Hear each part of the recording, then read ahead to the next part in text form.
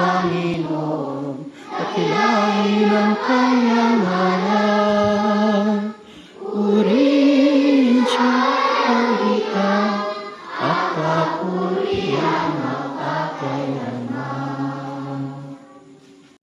Sinasamba ka ang pananagihan, Panginoon. Napunin iyon at makakain. Man lang kami may anak ko. Bago kami mamatay, sinabi sa kanya ni Elias, huwag kang laraw at larawan lamang ng tunay, kundi sa langit. At ngayon, nasa harapan siya ng Diyos at mamamagitan para sa atin. Ang dakilang saserdote na ako sa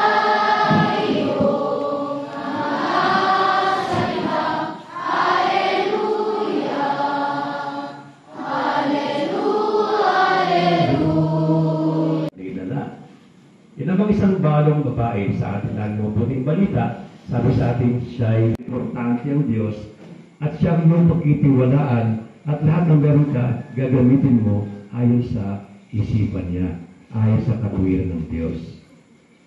Alam ng babae ito, bukas bibigyan niya sa templo ng 2 kusing imakay sa bukas, di ba? Alam niya dahil ang Diyos ay mabuti.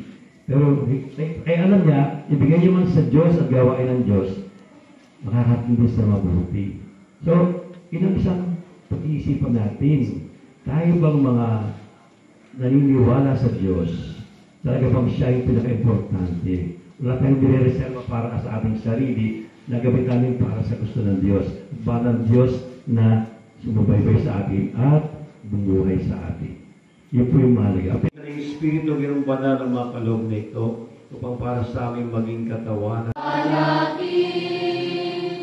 Hanggang sa siya'y dumating, hanggang sa siya'y dumating.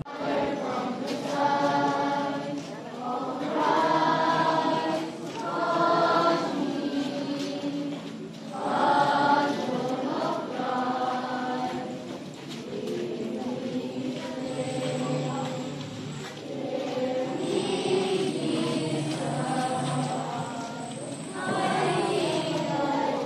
passion of Christ,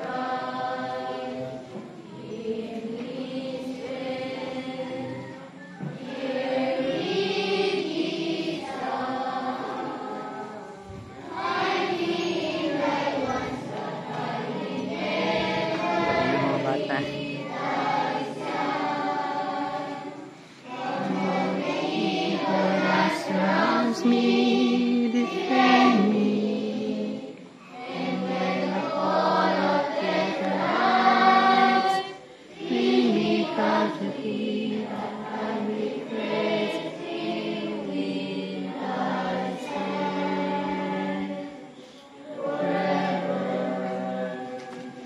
Ngayon lang.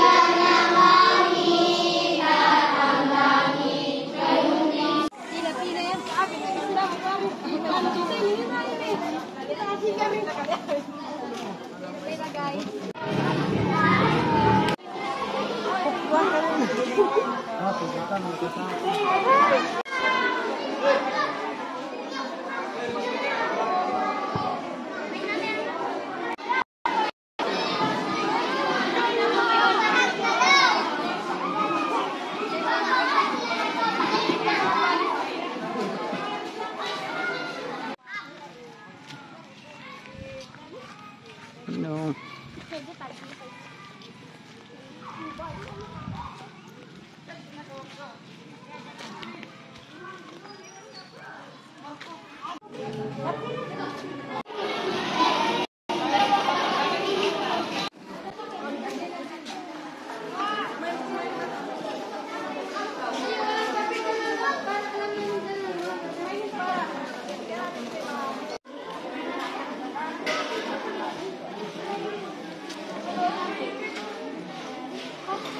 Dapat bigyan na sila. May